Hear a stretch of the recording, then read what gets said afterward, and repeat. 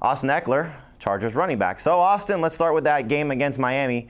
Tell us first off, how are you feeling? How's that ankle? And what are we going to expect from you in week 2 against Titans? Yeah, I think it's something in the NFL that is kind of general. Is like you get, as a team, you are judged on your wins and losses, not your close wins or your blowouts. And so for us, obviously, it was disappointing to come up short. We got to make sure we were able to finish the game there at the end with that 2-minute drive, and make sure we do all we can to get ourselves in a position to give ourselves a chance, which we did, but we weren't able to complete it. So. Yeah, obviously we scored a lot of points. That's great. We didn't score enough. And it's kind of the mindset, and you never know how each week's going to go, but as long as you continue to put up numbers like that, you'll probably be all right during the rest of the season. So that's our goal, is to continue to be efficient. My ankle, I got a little twisted up there.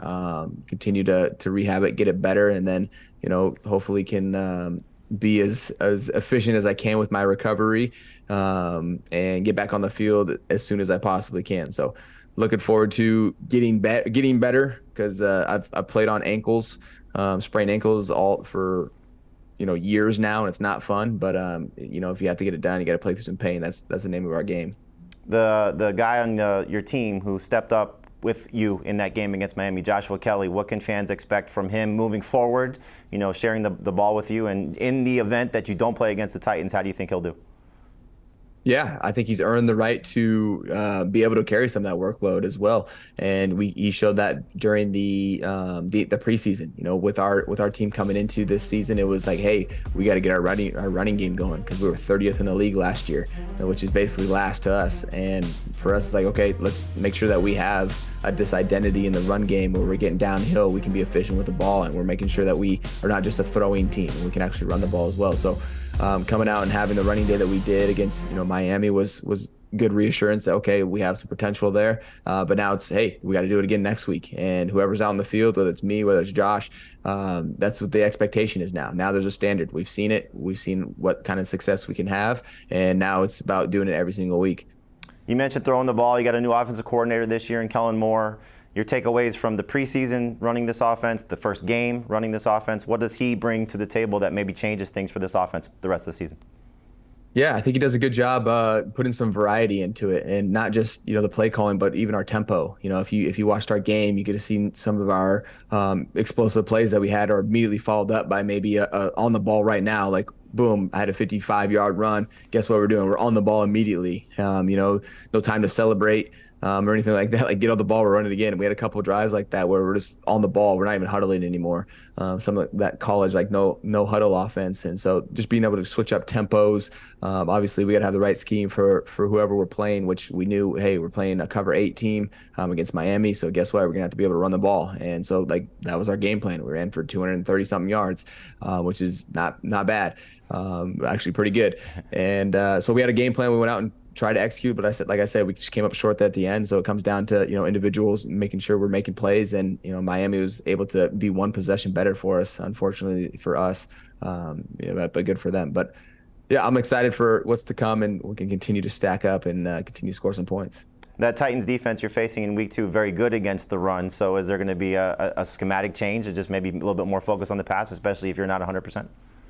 Yeah, it depends. That's what our coach's job is, to make sure, hey, you get us a game plan. Hey, this is what we're seeing. Obviously, we'll put the time in as well to kind of watch the players and see what kind of fronts they're going against, so we know our reads, know what to check into.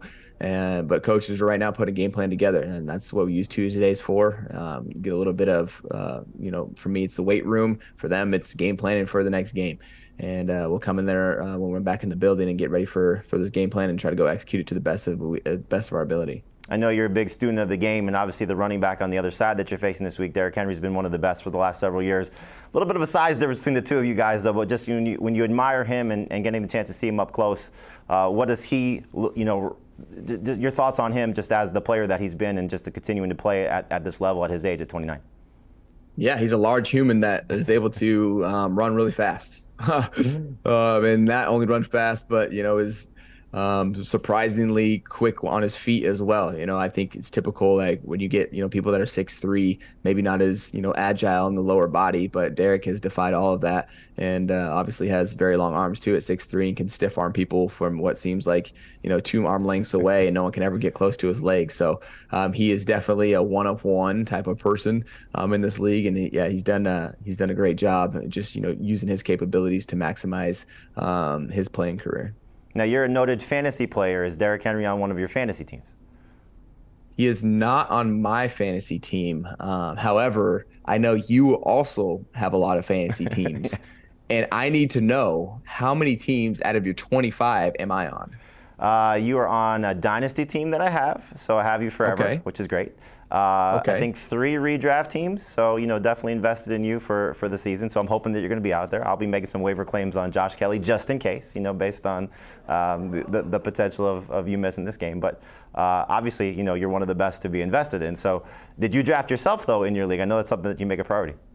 Okay, well, first off, I appreciate that. I appreciate you repping me in a couple of your leagues. So 4 leagues out of 25. So I didn't always have a top 3 pick, so it was difficult. Okay. Oh yeah, you got to have a high pick. I give you that.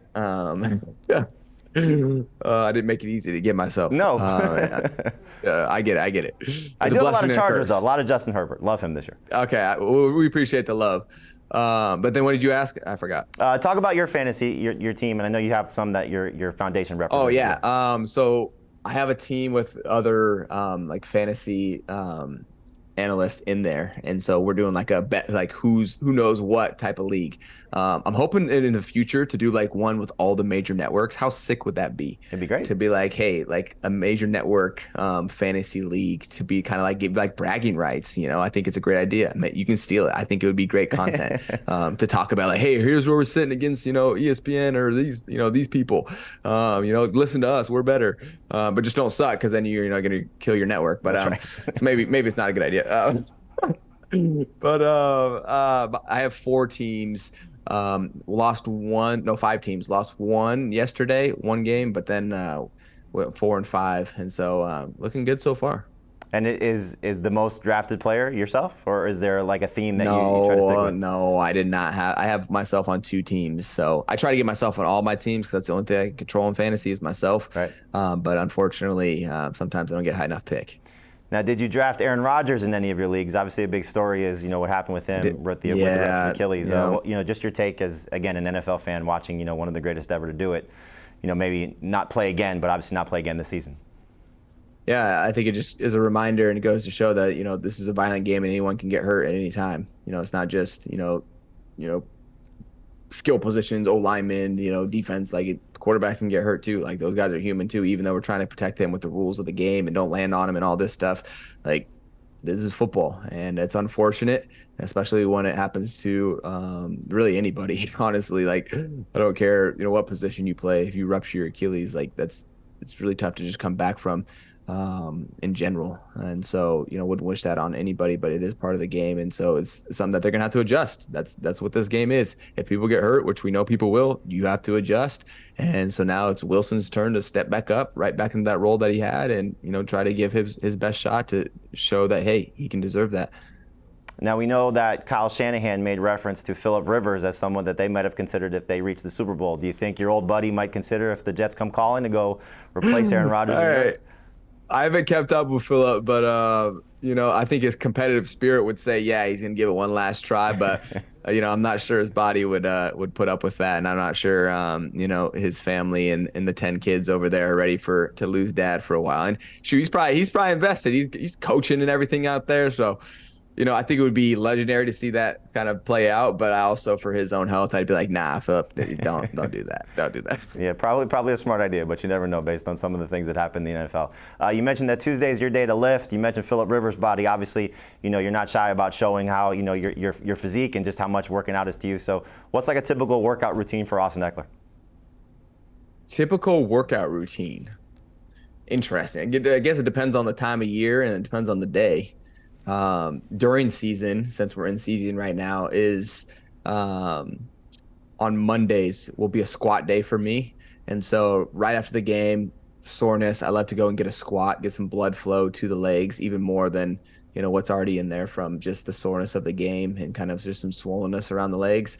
Try not to get hit in the legs as a running back. It's not good for your long-term, your longevity, if you're getting hit in the legs a lot. But anyways, squatting, love to get a squat in after a game, and then we'll definitely hit some lower back stuff and really try to get the things that I can get really sore front of the week. So like on Tuesday, like today, on an off day, on a Tuesday, I'll go and I'll do like heavy bench, stuff like that. So I have this kind of like switch between heavy lower body, heavy upper body, and then later in the week it's kind of more of a mobile, like a mobility kind of lift as we're getting closer to the game. And is there like a strict diet that you're on during the season? And do you by any chance have a cheat day during the season, during the week? Yeah, my diet's more so just like moderation. It's like don't overdo anything. And that goes for just even the healthy foods too. I'll try to switch up my foods. The only thing that I'm really consistent with is I eat a rice bowl pretty much every day for lunch. It's usually rice and some type of protein, usually with some veggies, maybe like a sauce or something like that. And then my breakfast is pretty boring actually. It's the same thing every day, but it's a pancake, some potatoes and a slice of ham and a bottle of water. Like that's what I have every single day. Then I'll have a rice bowl, and then dinner is where I have some variety, which is where you don't want to overdo it. With like the cheat meals, it's like, sure, you'll have some pizza here, have some wings maybe, but then, you're having some chicken, maybe another rice plate, maybe some pasta.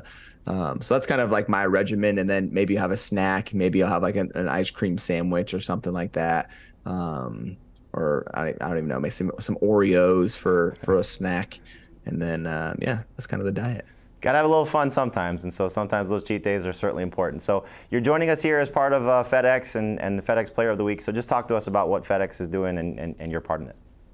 Yeah, absolutely. FedEx is doing an amazing job and something that I'm actually really passionate about, and that's providing opportunities for others. And so this year they have not just this year, they've had it for several years, but the FedEx Ground and Air Player of the Week, which I am nominated for, by the way, for the Ground Player of the Week. So make sure to go vote for me if you haven't already, and so you can help me continue to make an impact in the community. And so what they do is, throughout the entire season, they'll be donating $100,000 to HBCUs, and how they do that is pretty cool. Like I said, go vote for me, because if you do vote for me and I actually end up winning, then it goes to the HBCU of my choice. They also do it for the quarterbacks as well. So it's a fun way to get involved and help kind of make your mark on the community by voting for me and doing your good deed for the day. So yeah, NFL.com/FedEx is where you can vote for me, and let's keep stacking these up, because there's this end of the year award where you get a big amount of cash that we get to donate as well. So I need to make sure I'm stacking up Ground Player of the Weeks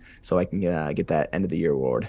And fans can also vote for you via the NFL's Twitter and Instagram channels, or on the NFL mobile app. So Austin, we wish you good luck. Hopefully you're playing in week 2. Hopefully that ankle is okay, and hopefully you get those W's the rest of the season and a couple cheat days along the way. So we appreciate you taking your time here with us on CBS Sports HQ. Awesome. Thanks for having me, man.